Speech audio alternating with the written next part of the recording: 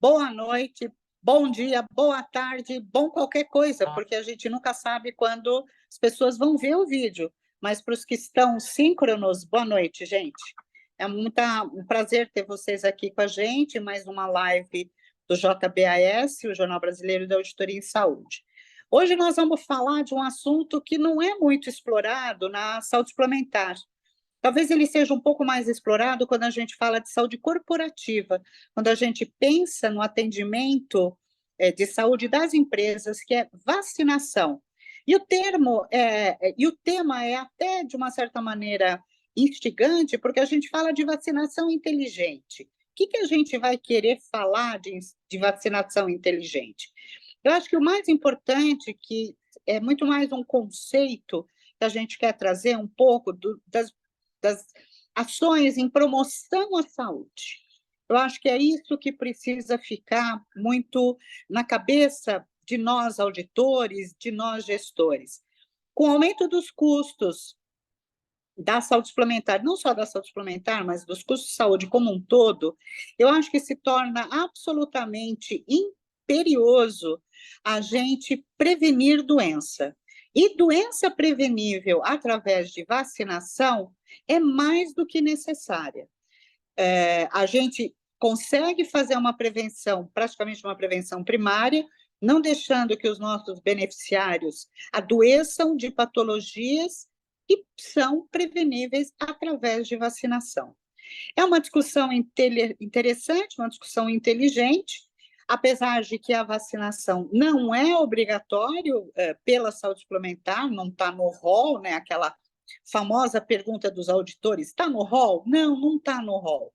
Mas quando a gente faz gestão em saúde e quando a gente pensa nos benefícios a curto, médio e principalmente a longo prazo, são coisas que precisam ser pensadas, geridas e administradas, que não seja pelo auditor, mas que esse auditor fale com o gestor de saúde das possibilidades positivas com relação a um repertório de vacinação que pode ser feito, tanto na criança, né, aí entrando nas vacinações obrigatórias, como no adulto e principalmente as vacinações dos 59 mais, né, a vacinação dos idosos. Eu vou passar a palavra para o Dr. João Paulo dos Reis Neto, que é o nosso publisher. Ele é o presidente da CAPCESP. A CAPCESP é uma operadora de planos de saúde na modalidade autogestão. João Paulo, por gentileza, a palavra é sua. Olá, pessoal. Boa noite a todos. Boa noite, Goldete, Marcos, Benia. É um prazer estar aqui com vocês mais uma vez. Eu vou fazer só uma breve introdução ao tema, que, como a Goldete já falou, ele é instigante pela situação que a saúde suplementar tem de não cobertura obrigatória, mas que, ao mesmo tempo, a gente sabe que muitas operadoras, muitas empresas que bancam as operadoras, já oferecem algum tipo de cobertura assistencial para vacina, seja da gripe, a pneumocócica, isso varia de cada empresa. Bem, nós que somos de autogestão, como a que eu trabalho, que a Goldete já falou, vinculada a servidores públicos federais, temos ainda as autogestões têm uma responsabilidade um pouco ainda maior, porque são empresas que são eminentemente patrocinadas por outras empresas, ou seja, são a assistência que a gente dá para os próprios funcionários dessas empresas e seus familiares. E a Goldete falou muito bem a questão do médio e longo prazo, então trata-se de promoção da saúde para o benefício maior da saúde populacional. Eu anotei aqui alguns dados da minha operadora, que é uma operadora de autogestão de médio porte, com atuação nacional, só para subsidiar um pouco o que o Beni vai falar. Eu levantei, por exemplo, só algumas doenças que são teoricamente passíveis de serem evitadas, ou evitadas a gravidade delas, ou até mesmo a mortalidade, através de vacina. Peguei todas as pneumonias, eu não separei só as pneumonias pneumocócicas, mas as pneumonias bacterianas de um modo geral, porque tem muito problema de CID, mas a gente sabe que elas têm um peso importante dentro das pneumonias bacterianas, e foram 1.977 casos, todos os dados são de 2023, tá? Ano fechado. 1.977 casos de pneumonia que precisavam de internação, e esses beneficiários que internaram por pneumonia consumiram no ano de 2023 aproximadamente de 65 a 70 milhões de reais. Não quer dizer que esse custo é da pneumonia em si, mas de todas as comorbidades envolvidas, consultas, exames, internações, toda assistência à saúde estão dentro desse custo total. Em segundo lugar, eu listei as gastroenterocolites. Né? A gente sabe que também tem para algumas enteroviroses a possibilidade de uma vacina. Foram 1.027 casos, lógico que teria que considerar daí uma parte desse número só, mas como eu não consigo separar especificamente qual era aquele que seria especificamente protegido por algum tipo de vacina, o consumo foi de 20 milhões de reais. Terceiro lugar, influenza.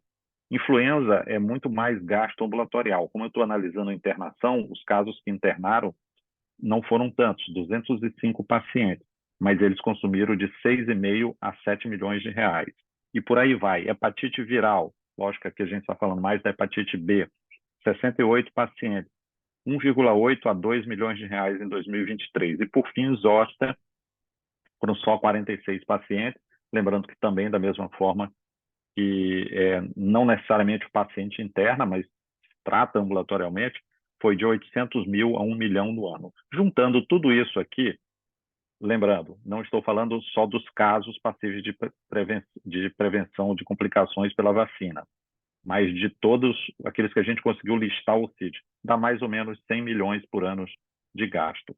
Então, se eu conseguir evitar parte dessas complicações, parte dessas internações, parte dos casos mais graves, com certeza a gente teria que fazer essa conta para saber se vale a pena realmente investir na cobertura opcional de vacina pelo plano de saúde. Por fim, eu peguei um estudo aqui, que provavelmente o Benny deve conhecer melhor, que foi feito no John Hopkins, já tem alguns anos, acho que foi 2016, com 94 países de baixa e média renda. Eles estudaram nesses países o quanto seria necessário para proteger 10 vacinas somente, tá? Influenza, hepatite B, rotavírus, pneumonia pneumocócica e alguns outros menos frequentes aqui no Brasil, que praticamente não tem. Sarampo, cachumba, rubéola, não tem uma prevalência muito grande, porque a gente tem uma boa vacinação pública para isso. Então, eles estudaram qual seria o ROI, né, baseado em custo evitado, ou seja, eles abriram dois braços, né, o cenário com vacina e sem vacina, se essa população fosse vacinada ou se não fosse vacinada. O custo da vacinação desta população, destes 94 países de baixa e média renda, foi de 34 bilhões de dólares, o investimento necessário para vacinar toda a população com indicação de vacinação. E eles estimaram em 586 bilhões de custos evitados, que dá mais ou menos 1 para 16 dólares. Então, para cada R$ 1 investido na vacinação de um sistema de saúde público aí desses países, teria reduzido 16 dólares. Então, é mais ou menos essa conta que a gente teria que fazer. A gente sabe que é difícil ter essas estimativas, mas a gente sempre tenta trazer algum dado aí para subsidiar a discussão. E as vacinas estão super em voga, né? Vide aí a situação que a gente viveu e vive, né, da Covid. Agora, a mais recente é a questão da dengue, né, que estamos em plena epidemia de dengue em alguns estados, principalmente, de uma forma mais grave. Não temos vacina suficiente para toda a população. Algumas operadoras se anteciparam e estão cobrindo a vacina da dengue, embora não esteja disponível, a disponibilidade esteja difícil de fornecer. E algumas operadoras, principalmente a autogestão, conseguiram descontos com a indústria produtora da vacina para facilitar o acesso daquelas pessoas que podem pagar. Então, é um assunto extremamente relevante, por isso que a gente convidou aí o Benny para falar um pouco mais sobre o tema. E aí eu devolvo a palavra para a Goldete para apresentar o nosso palestrante de hoje, e estou à disposição aí na hora do debate. Obrigado. Números muito interessantes, né, João? A gente não se dá conta de certas despesas que a gente tem, porque a gente não, muitas vezes não levanta, e você tem o mérito sempre de estar buscando, né, os dados, na sua operadora você consegue levantar, você tem essa possibilidade, você consegue organizar tudo isso, mas às vezes as pessoas falam, mas acho que não gasta, acho que gasta, e não tem essa visão tão própria, né? Essa visão tão forte que você nos traz com relação à despesa. Pode ser que essas internações de pneumonia tivessem efetivamente que internar por algum motivo, mas provavelmente muitas poderiam ter sido evitadas. Te agradeço e depois a gente vai ter a nossa discussão a partir do desenvolvimento da palestra do Beni. Eu chamo agora o Beni Finkelstein para falar sobre vacinação inteligente, nos dando essa perspectiva exata de que o que nós podemos fazer, pensando no nosso beneficiário, pensando que não é uma cobertura obrigatória, mas o quanto isso pode trazer de economia para nós dentro da operadora de planos de saúde. Beni, é com você agora. Obrigado, Gold. Obrigado, doutor João Paulo, doutor Marcos. Assim, vou começar a compartilhar minha tela, tá? Aí só depois me confirma se você está vendo. Mas eu queria aproveitar, enquanto está carregando aqui, para primeiro agradecer o convite, agradecer aqui o espaço. A gente sabe que é extremamente importante a gente falar desse assunto e a gente tem muitos tabus, acho que, para serem enfrentados, e o principal deles é sobre se vale ou não vale a pena discutir um tema que não é obrigatório, né? E os eventuais benefícios disso. Então, primeiro, muito obrigado. Code, estão vendo a minha tela? Consegue confirmar? Tela cheia, Beni, pode seguir. Maravilha. Então, agradecimentos feitos. Com o meu claro conflito de interesse, eu sou um funcionário da GSK e estou aqui, obviamente, para trazer uma série de informações para vocês. Não vamos falar de nada promocional, tá bom?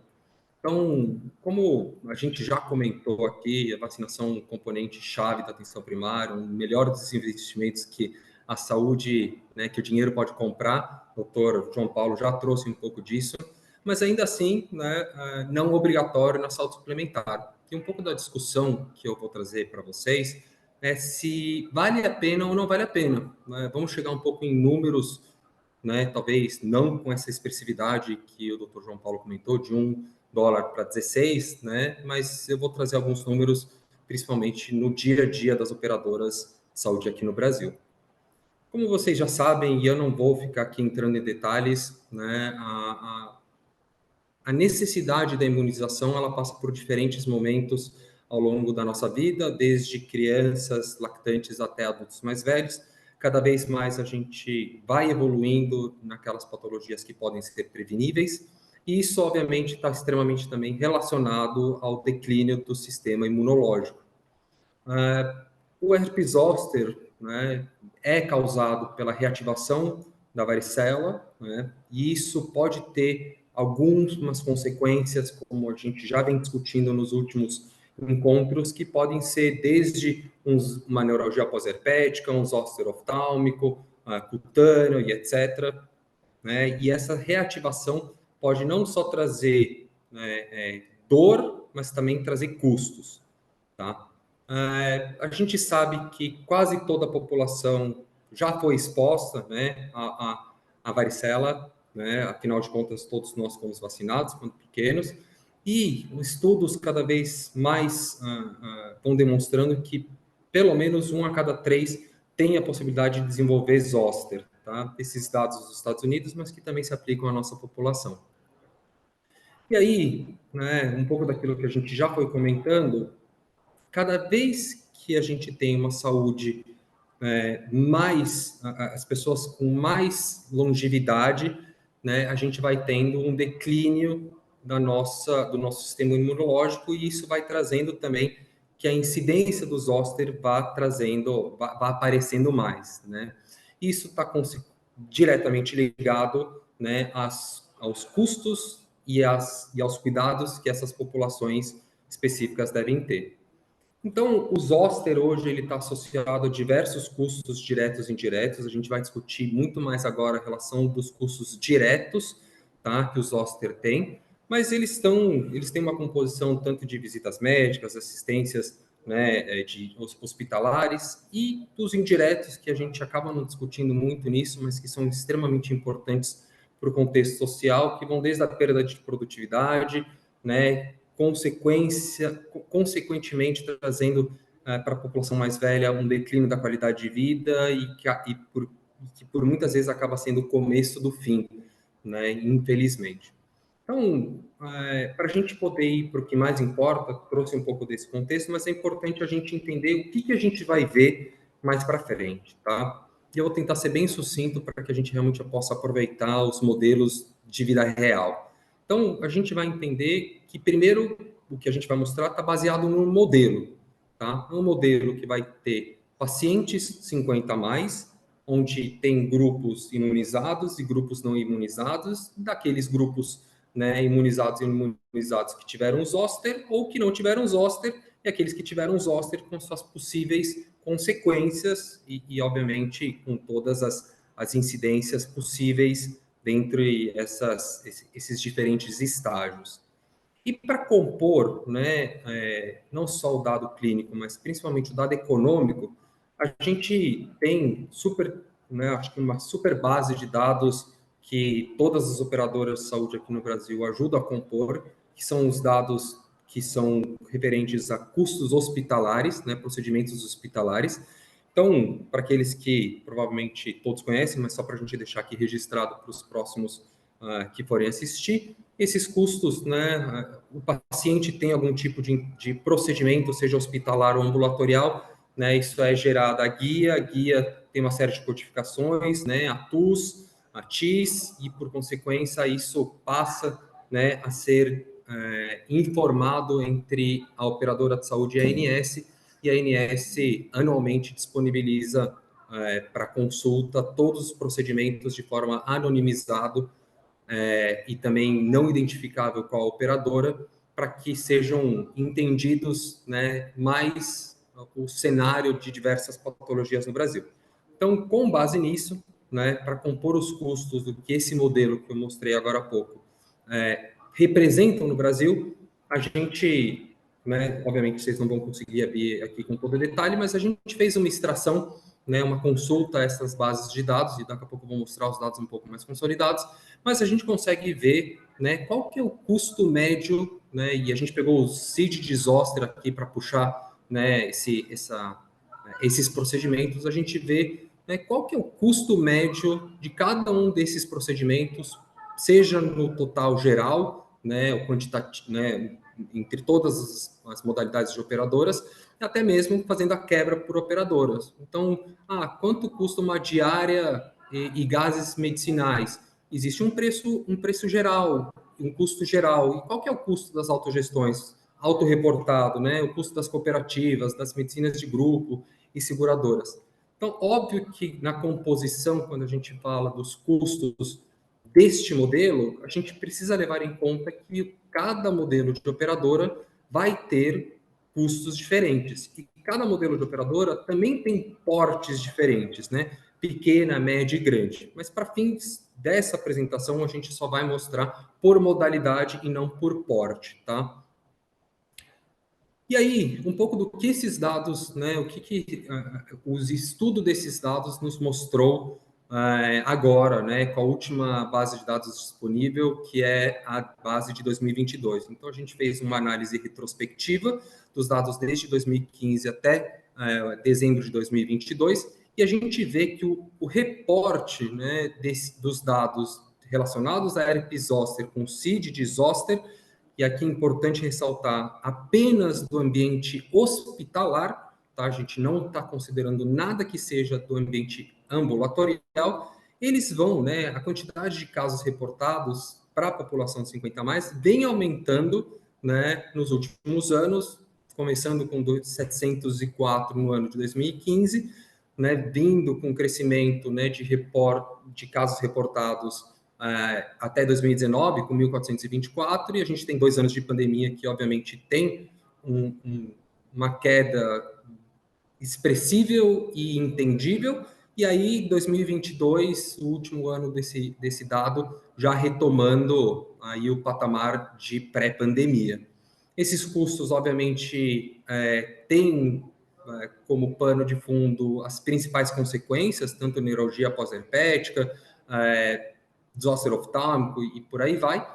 Só que, né, quando a gente olha o dado aqui de baixo, os custos por modalidade de operadora, a gente vê que os custos também vêm crescendo, né? Então, em 2015 existia um gasto de aproximadamente 9 milhões para atender os 704 casos hospitalares de zoster, e em 2022 a gente já teve 26,7 milhões de reais, né, reportado pelas operadoras de saúde nas suas diferentes modalidades para atender os 1.412 casos, né, de zoster no ambiente hospitalar. Trazendo aqui que o principal componente das modalidades com gastos referentes a zoster passa a ser as seguradoras, seguidas das autogestões, cooperativas e medicinas de grupo, e esses dois últimos também muito entendível por se tratar de um cuidado extremamente forte com relação à verticalização. Tá? Então, a gente vê que os custos vêm aumentando expressivamente e as seguradoras e autogestões têm ali um peso maior nesse componente de custos. De novo, essa é uma publicação que está pendente de publicação agora no próximo ISPOR, mas que já foi submetida e está aqui sendo encaminhada. E aí, com esse pano de fundo, entendendo o modelo, eu vou trazer alguns casos, né, para a gente... Primeiro eu vou apresentar e depois a gente vai ter a oportunidade de discutir. Esse primeiro talvez seja um pouco mais devagar, porque eu vou ler cada um, né, dos componentes aqui que vão compor esse caso, e aí eu vou trazer os resultados para vocês, tá? Então, aqui do lado esquerdo, a gente está falando apenas da população de 50 a mais, a gente está discutindo um caso de uma autogestão que tem no total 65 mil vidas, das quais 10 mil são de 50 a mais, tá? Então, aproximadamente 10 mil, né? 9.948. A gente está falando que destas 9.948 vidas, apenas 50% delas vai se vacinar. Talvez porque 50% não tem interesse, talvez porque 50% não queira, eventualmente porque não vai acessar o benefício, não importa. A gente está assumindo aqui que apenas 50% dessa população vai buscar o benefício. Em qual período esses quase 5 mil beneficiários vão se vacinar? No período de 6 anos. Não quer dizer que o impacto orçamentário vai sair todo no primeiro ano. Tá? Pode ser que esse impacto orçamentário seja dividido ao longo de 6 anos. O custo, né, da vacina hoje de R$ 840, um copagamento, né, de percentual de 15%, ou seja, a vacina saindo, né, com custo de R$ 714 para a operadora de autogestão e 75%, né, dos 5 mil pacientes iniciais que se vacinaram estariam tomando a segunda dose. Tá? Então, o custo, tá, de implementação para essa população de 5 mil vidas, aproximadamente, seria de R$ 6.200.000, o que daria, mais ou menos, um custo por mês por beneficiário de R$ 8,70. Tá bom? Então, essa é a leitura inicial do que compõe o nosso lado aqui de custos. E aí, vamos entender um pouco do que seriam os custos evitáveis, tá bom? Então, primeiro que essa população de 50 mil, de 10 mil beneficiários, ela não tem só uma idade, ela é composta por diversos grupos, né, de faixas etárias, de 50 a 59, 60 a 64 e por aí vai. E aí, enquanto eu vou falando, vocês vão dando uma lida aqui nos critérios, mas obviamente eles vêm compondo qual que é a média, né, de incidência de zoster, de neuralgia pós-herpética, os outros tipos de agravamentos da herpes zoster, e com base nesse dado brasileiro, né, de custos que é extraído da base de dados da ANS, que é reportado pelas operadoras de saúde, qual que é o custo, né, das consequências de herpes zoster nas suas diferentes variações, tá? E aqui importante, vocês vão ver que tem um percentual desses custos reembolsados pela operadora de saúde. Aqui está tudo como 100%, porque a gente está falando apenas do ambiente hospitalar, tá? Não está aqui considerado nada do ambiente ambulatorial. Então, aí, entendendo um pouco do que são custos evitáveis, né? Primeiro, casos evitáveis, então, para a população, né, vacinada dos 50% dos 5 mil, né, de 50 a 59 anos, teria aqui evitáveis 75 casos, o que traria uma economia de aproximadamente, né, 3 milhões de reais, e teria um custo de vacinação de 3 milhões e 200 mil reais. Então, a diferença entre o que custa vacinar porque é evitado dá um investimento de 240 mil reais, o que seria, né, um custo médio por beneficiário por mês de 63 centavos. Tá bom? E aí, quando a gente continua a leitura dessa informação, o que aparece, né? Que a gente começa a ter um benefício interessante, né, econômico, a partir da população de 60 a 64 anos, né? Então, 60, 65, 70, né, a partir de 70 anos, começam a ter um benefício econômico, um possível benefício econômico considerável.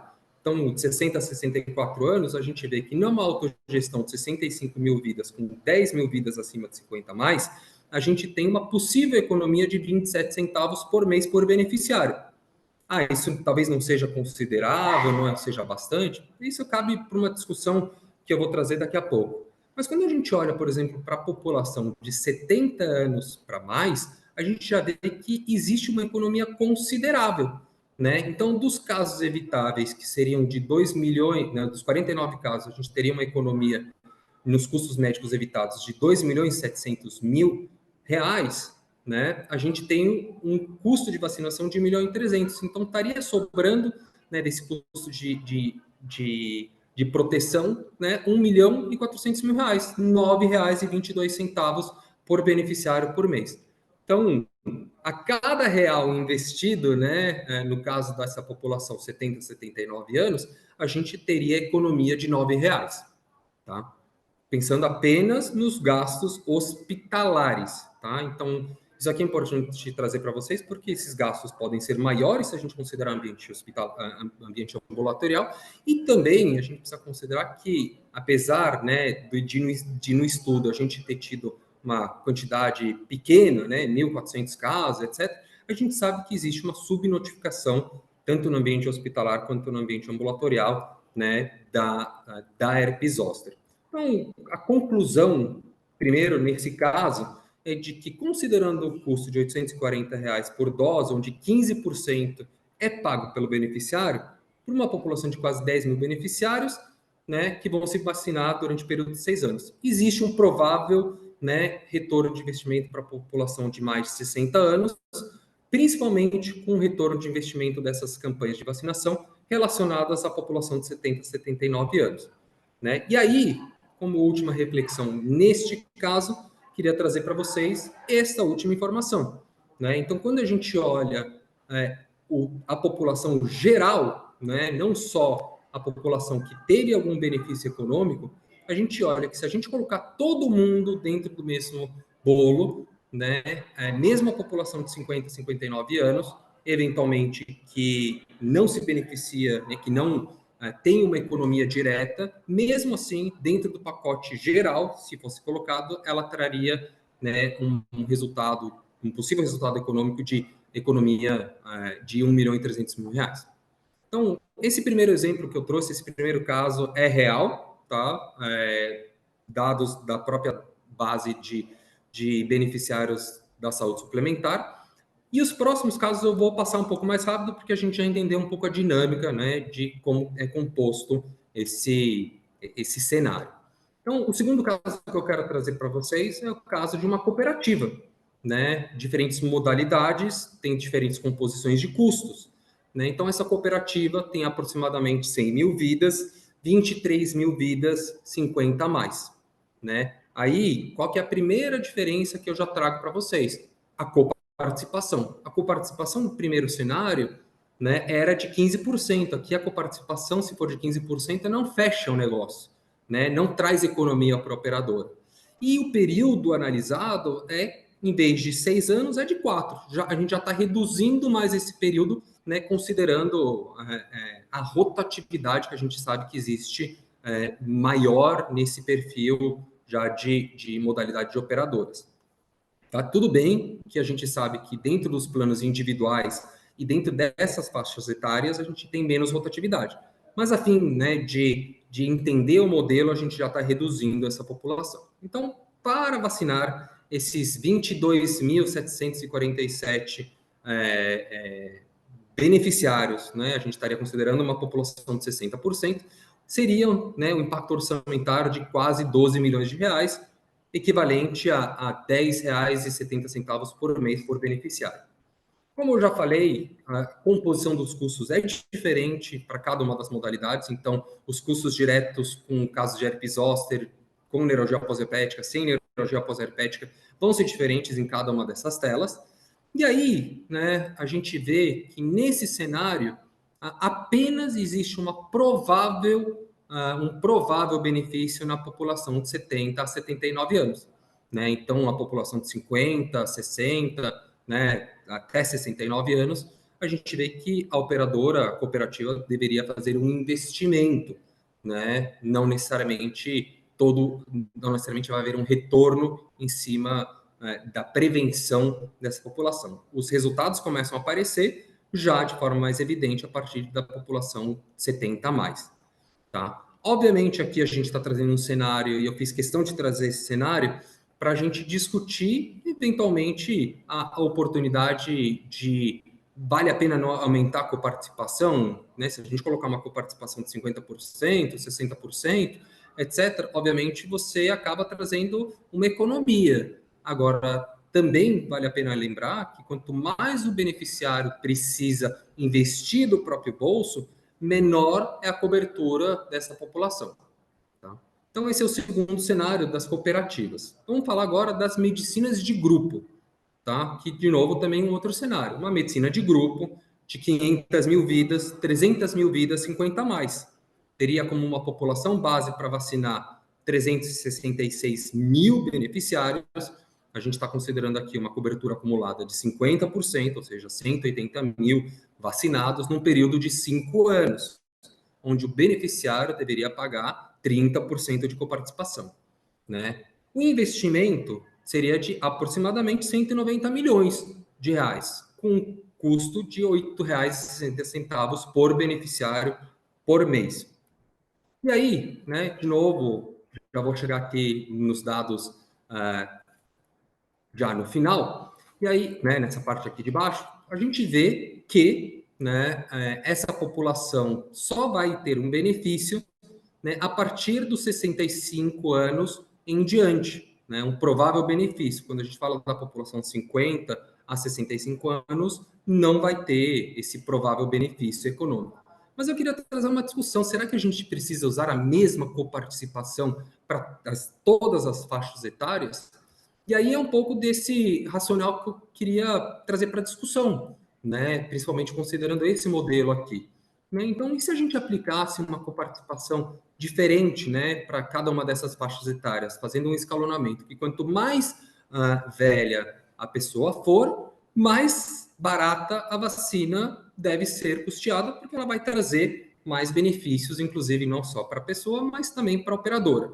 Né? Então, esse risco, né, nem risco compartilhado, né, mas essa construção conjunta. Né? Então, se a gente considerar esse cenário para essa mesma operadora, né, de 500 mil vidas, 300 mil vidas de 50 a mais, a gente estaria vendo que já existe um provável benefício, né, em todas as populações. Né? Então, tanto das 50 a 59 anos, né, e em geral, né, não vou ficar aqui lendo cada um desses dados, porque aí vocês já estão vendo, mas a gente termina, né, com um provável retorno de investimento sobre a prevenção de herpes zoster para a população de medicina de grupo de quase R$1, né, 80 centavos, economizando no absoluto de 17 milhões de reais. Né? Então, apesar da gente estar falando de 80 centavos, no total a gente está falando de 17 milhões de reais economizados. E aí, por último, né, vamos trazer aqui o caso da seguradora, uma seguradora, né, de 700 mil vidas, com aproximadamente 95 mil vidas 50 a mais, onde nesse modelo a gente considerou uma cobertura de 50% num período de 3 anos, né? Então, reduzindo ainda mais, porque a gente sabe que para a seguradora, para alguns modelos de operadoras, né, o tempo que o beneficiário fica vai ser menor, né? Considerando uma coparticipação de 25%, custo de total de impacto orçamentário para a vacinação de 52 milhões. Né? E aí, quando a gente olha esse cenário, a gente vê que apenas a população de 70 a 79 anos tem um benefício, né, econômico, né? Apenas para a população de 70 a 79 anos existe um benefício econômico de prevenção. Tá? Então, são casos que realmente podem acontecer, dados de custos brasileiros, né, considerando toda essa população aqui da saúde suplementar.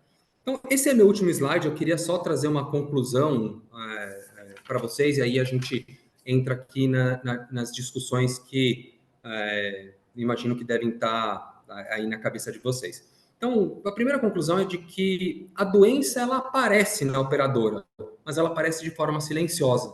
Né? 1.400 casos reportados apenas no ano de 2022 não representa a incidência dessa patologia. Então, a doença ela vai aparecer, talvez não com CID de zoster, talvez com CID de dor, talvez com outro CID. A gente já teve, inclusive, bastante dessa conversa, né, com o Dr. João Paulo, né? Inclusive, ele trouxe aqui 46 casos de zoster.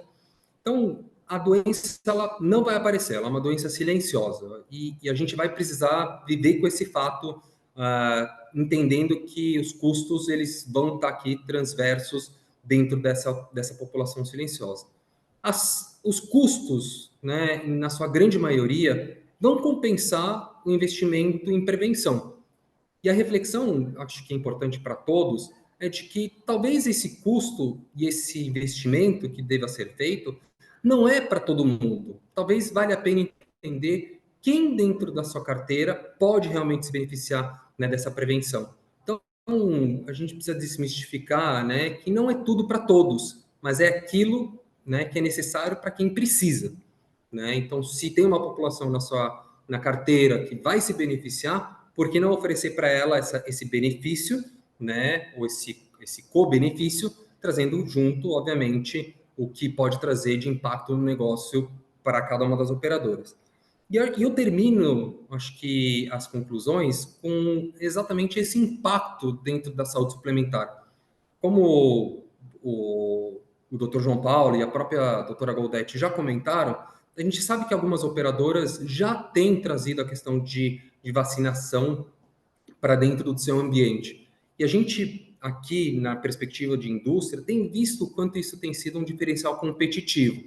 Então, a vacinação inteligente não traz apenas uma possível economia em gastos de custos evitáveis, mas ela também traz um diferencial competitivo para a operadora de vocês. Tá? Então, termino aqui com essas conclusões. Queria agradecer de novo a oportunidade de estar mostrando esse material para vocês. E aqui passo para as discussões junto com todos. Perfeito, Beni. Belíssima apresentação, muito didático. Gostei da sua forma de trazer, muito didática.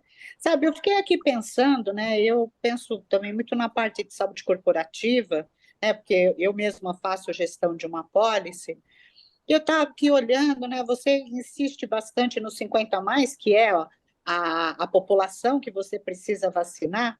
Dependendo da empresa, é justamente o pessoal de nível gerencial acima, né? E que talvez aí, dependendo do perfil da empresa, quer dizer, sem elitismos e sem ser, sabe, realmente sem ser elitista, dependendo do tipo da empresa que você tem, você vacinar ou você ter a preocupação de estar fazendo essa cobertura para o teu pessoal nível gerencial e C-level, né, o pessoal de nível acima, talvez seja um diferencial de você reter talento.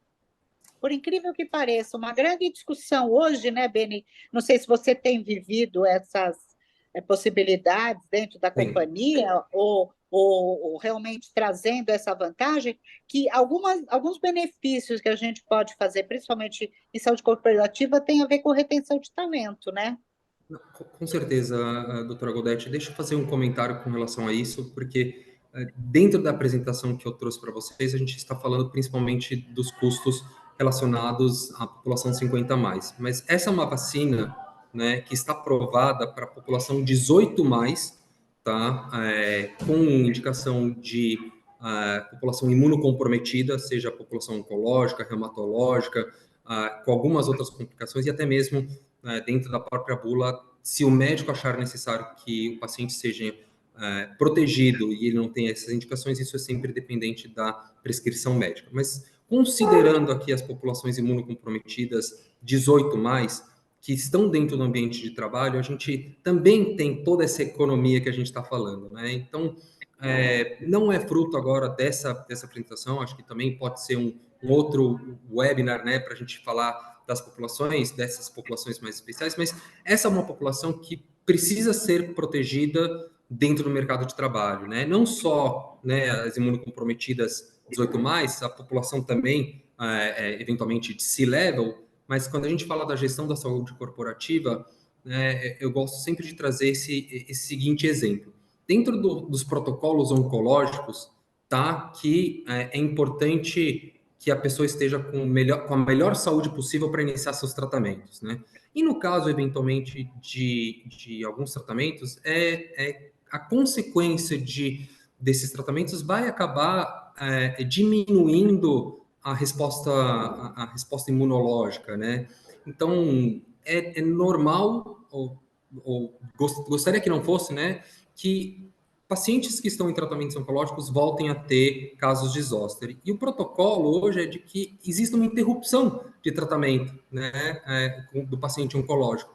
E o que isso vai acarretar? Né? Vai acarretar que o paciente oncológico vai demorar mais para voltar para o seu tratamento, mas vai ter que ter todo um cuidado e tratamento para que essa população, para que esse indivíduo seja protegido tanto no ambiente hospitalar quanto no ambiente ambulatorial, para que depois ele volte ao seu tratamento. Então, você acaba postergando aí 2, 3 meses de tratamento, eventualmente, de um paciente oncológico, isso aqui só como exemplo.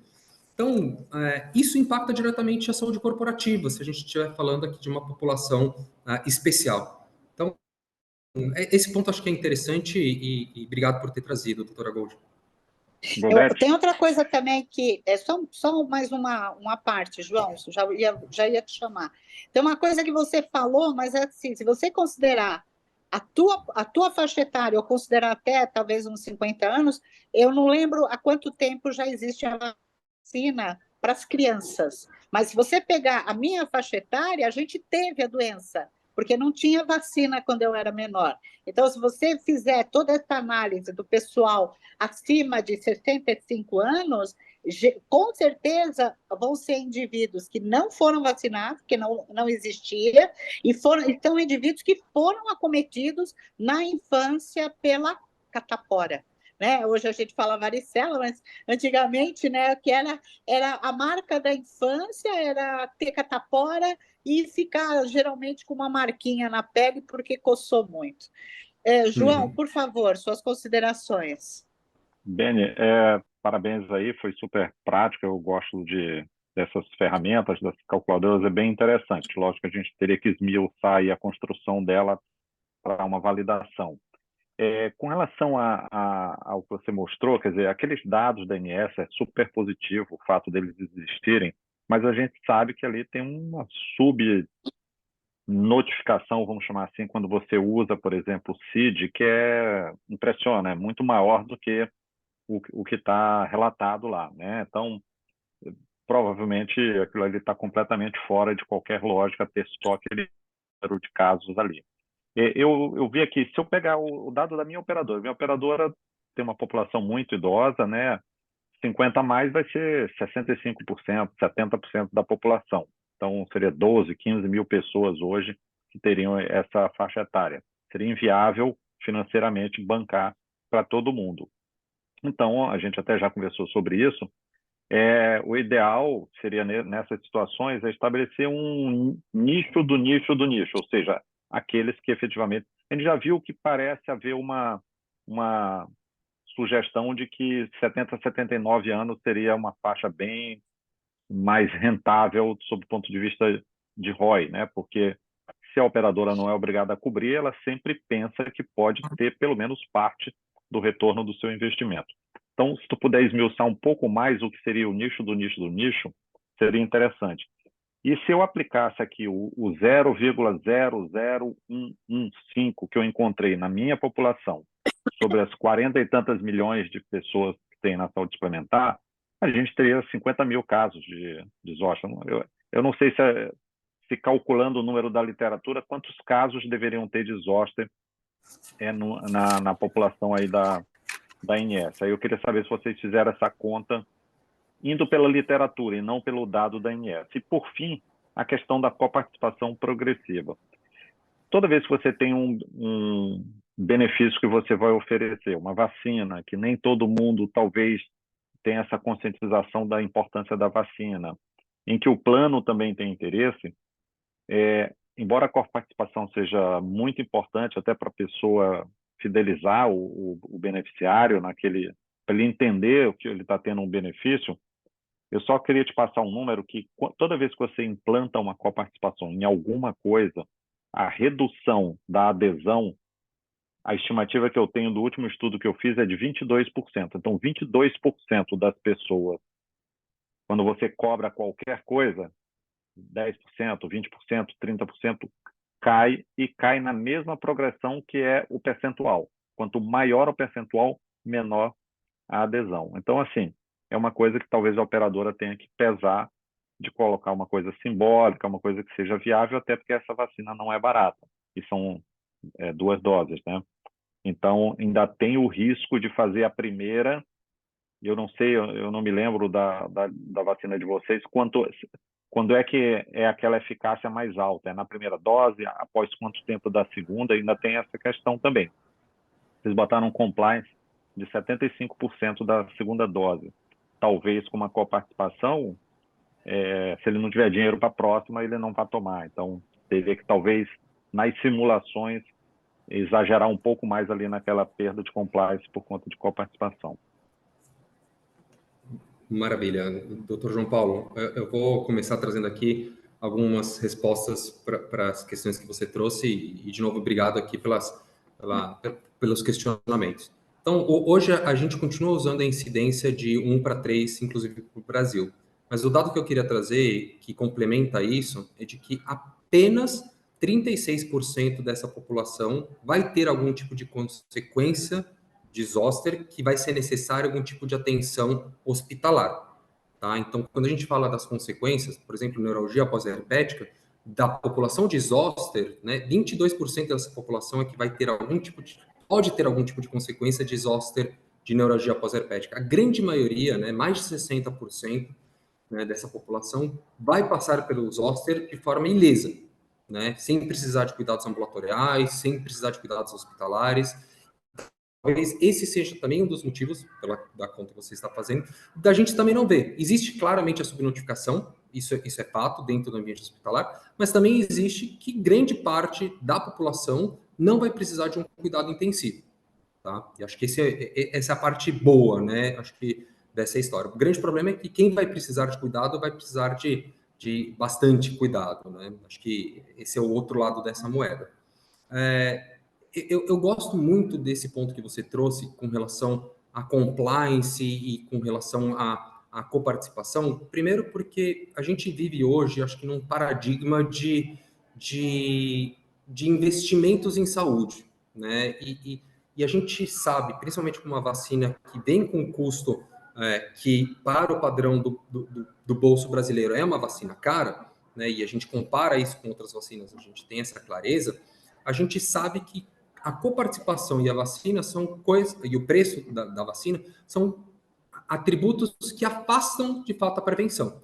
E aí o convite que eu faço é o seguinte: né, e não é só para você, mas aqui é para a população que está assistindo esse vídeo. Há um interesse, vamos sentar e discutir. Né? Acho que existem formas tanto de trazer desconto, de trazer modelos de pagamento diferenciados, seja para o paciente, seja para a operadora. O que a gente tem como missão, acho que dentro, pelo menos da GSK, é como que a gente vai brigar ao máximo para que as populações sejam protegidas.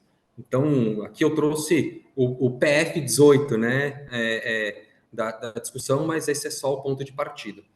E acho que com tudo isso, né, a gente tem que se fazer a pergunta, né, de o que de fato vai fazer a diferença para essa população. Então, não incluiria só o nicho do nicho que você trouxe dos 70, 79 anos. Eventualmente traria, será que existe, isso eu não trouxe aqui, porque a gente já discutiu em alguns outros fóruns, alguma comorbidade que seja talvez mais importante de proteger, né, talvez um paciente com doença coronária, eventualmente cardiovascular. Então, existem algumas subpopulações dentro dessa população idosa que podem se beneficiar mais, né, de serem protegidas do que as outras. O que a gente precisa, na verdade, é essa discussão, né, do que vale ou não vale a pena.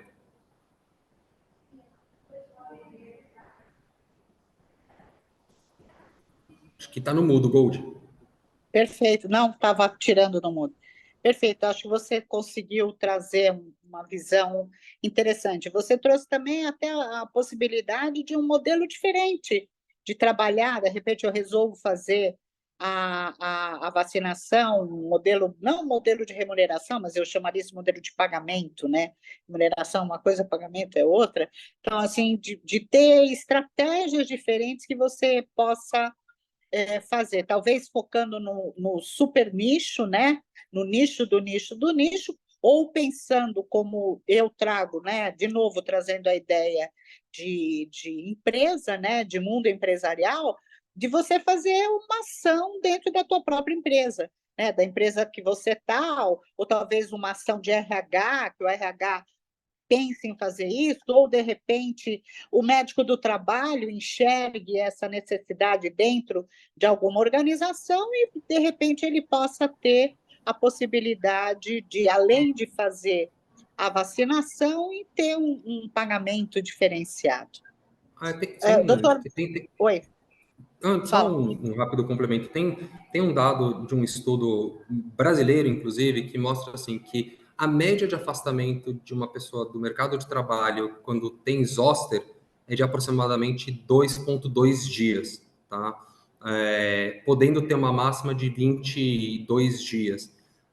Isso se ela mesmo tem zoster, mas a gente precisa lembrar que grande parte da população dentro do mercado de trabalho também tem pais com já a idade de serem vacinadas. Isso quer dizer que elas são as cuidadoras, né, de forma direta ou indireta dessa população. Então, existe também, agora não tem exatamente o dado, preciso resgatar aqui, mas que também existe um afastamento indireto, né, dessas populações. Sim. Mas é isso, doutora Gold.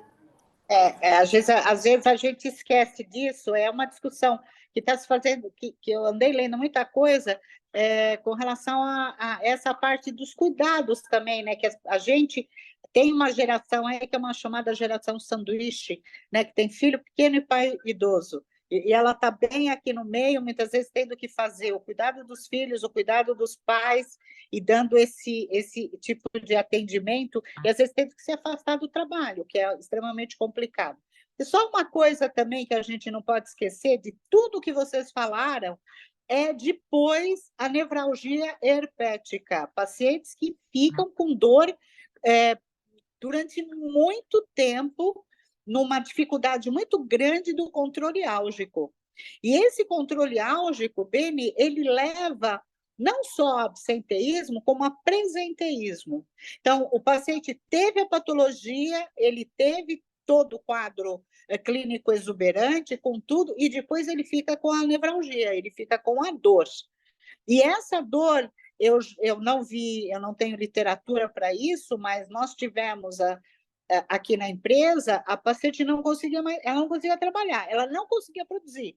Era absolutamente presenteísmo mesmo, porque a dor era grande, tinha uso dos analgésicos inclusive dos opioides, muitas vezes a paciente precisa de opioide, e isso dá muita dificuldade depois em termos de trabalho, né? Em termos de você ter bom desempenho laboral.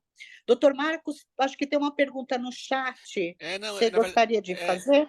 Eu ia entrar aqui e falar justamente isso, que tinha uma pergunta que versava sobre coparticipação, mas eu entendo que já foi adequadamente respondida pelo João e pelo Beni, né? Essa era uma...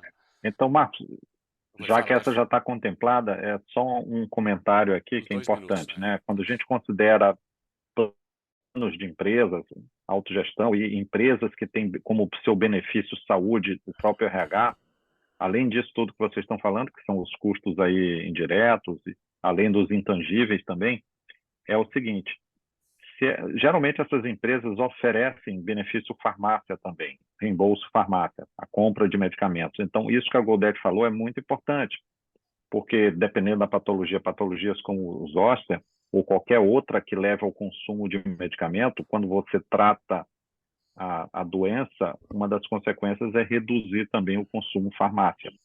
E isso tem importância também. Só que a gente não consegue colocar isso na conta. Se a ANS não consegue mostrar muitos dados, até porque as operadoras também informam mal esses dados, imagina se a gente fosse colocar isso também. Então, acho que demonstrar esse ganho indireto num estudo seria interessante também, a redução do consumo farmácia.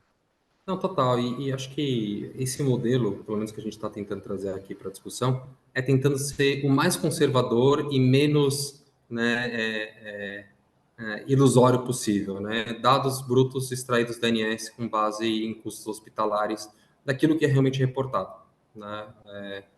E óbvio que tudo, e a gente já teve muitas vezes essa discussão, né, doutor João Paulo, tudo a gente pode acrescentar, tudo a gente pode crescer se for, né, mal interpretado. Mas a ideia desse modelo é keep it simple, né? Keep it simple, keep it real, né? Naquilo que realmente pode ser encontrado dentro de cada modelo de operadora. Ou seja, daí para cima, né? Então... É daí para cima. Tá, acho que a gente pode terminar, Gold. Vou passar, né? Acho que você pode terminar. São 8 horas, pontualmente 8 horas. Eu acho que... eu acho que nós altíssimo conseguimos nível. contemplar todas as perguntas, acho que a gente conseguiu contemplar as dúvidas. Eu acho que assim a mensagem fica bem clara. Então, assim, se você quer pensar no sentido de promoção à saúde, pensando nesse tipo de população, começa a fazer as contas, né? Levanta teus dados, vê o que você tem, tenta buscar os dados dentro da sua operadora, procura essa população, destrincha quais são os motivos de internação e veja se compensa ou não compensa economicamente você fazer isso enquanto operadora, dando benefício com coparticipação, ou de repente sem coparticipação, ou você, enquanto gestão de saúde populacional, ou você médico do trabalho, se compensa você ter esse nicho de população dentro da tua carteira, da tua pólice vacinada. Eu acho que fica aqui, eu acho que o nosso maior... a ideia aqui é que fique a reflexão. A gente não tem resposta para tudo, mas a gente tem ideias para pensar. Eu acho que isso que é o mais importante. Beni, seu fechamento. Doutora Gold já trouxe tudo. Obrigado pelo espaço. Eu acho que tendo a necessidade e querendo contar com o apoio da GSK, né, para essa discussão, por favor, contem conosco. Muito obrigado pelo espaço e bom descanso para todos. Obrigada. João Paulo, por favor. Só, Gold, desculpa, esse material vai para o nosso canal do Pois YouTube e não. vai ser seguramente consultado, nós vamos divulgar isso, dado o alto nível da apresentação. João, para terminar. Vai subir para o canal. João? É só isso, agradecer mais uma vez e também estou à disposição, se alguém quiser aprofundar alguma coisa de um lado na perspectiva da operadora, a gente está à disposição. Ótimo, gente. Agradeço a participação de todos. Muito obrigada por vocês estarem aqui. O vídeo sobe para o canal, então quem não pôde assistir agora vai ficar disponível até para poder rever os dados que foram colocados e poder estudar melhor o assunto. Um beijo para todo mundo. Até mais.